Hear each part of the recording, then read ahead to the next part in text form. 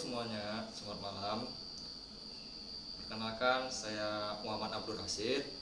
Saya merupakan salah satu peserta Diklat Latsar CPNS tahun 2021.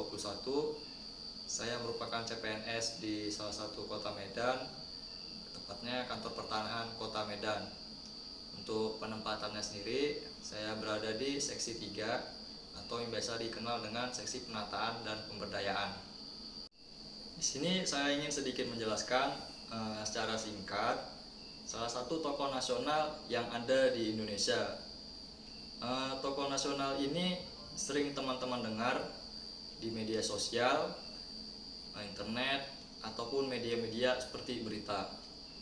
Dia merupakan mantan Menteri Kelautan dan Perikanan Indonesia yang dilantik pada tahun 2014 oleh Bapak Presiden Jokowi. Tokoh nasional ini adalah Ibu Susi Pujiastuti.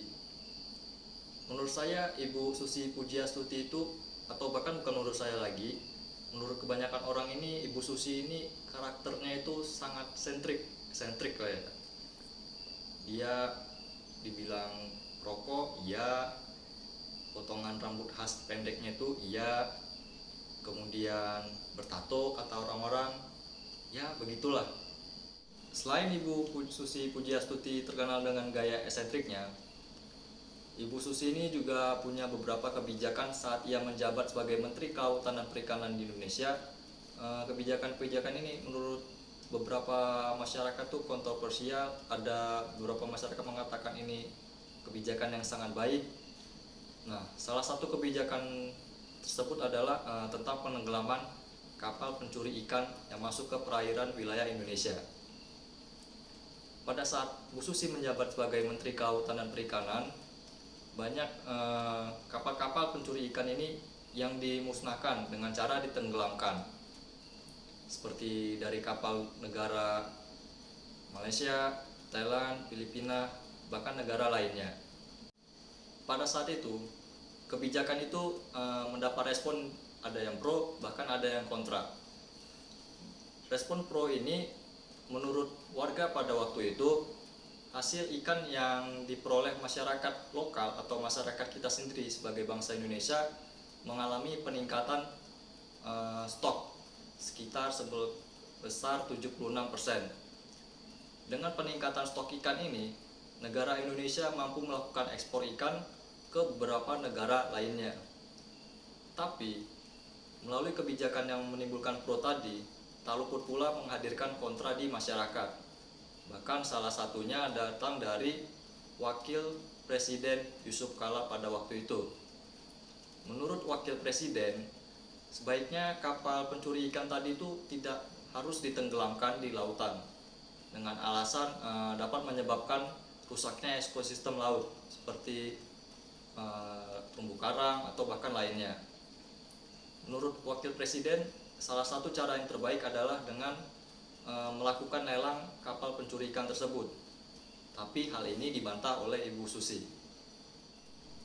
Melalui kebijakan penenggelaman kapal ini, Ibu Susi mendapat apresiasi dari WWF Internasional atas komitmen Ibu Susi dalam menjaga kelestarian sumber daya laut yang ada khususnya di Indonesia.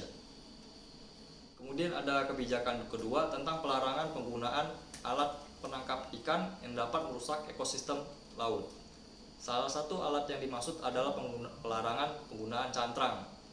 Cantrang ini sendiri banyak digunakan oleh masyarakat lokal Indonesia. Dengan pelarangan ini, banyak masyarakat yang melakukan demo besar-besaran pada waktu itu sehingga menimbulkan beberapa kontroversial.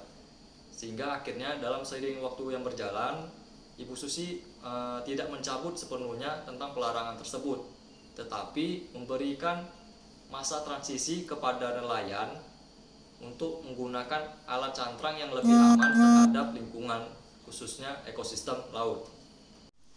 Kemudian ada kebijakan terakhir tentang pelarangan ekspor benih lobster. Ibu Susi beralasan ekspor benih lobster ini akan membuat kerusakan ekologi karena permintaan dari luar negeri yang sangat tinggi, sehingga menyebabkan eksploitasi besar-besaran pada waktu itu. Selain itu, ekspor benih lobster juga hanya akan menguntungkan petambak negara lain karena harganya sangat tinggi saat dewasa. Kemudian faktor lain itu adalah teknologi yang ada di Indonesia ini sangat tertinggal dengan dibandingkan negara-negara lain.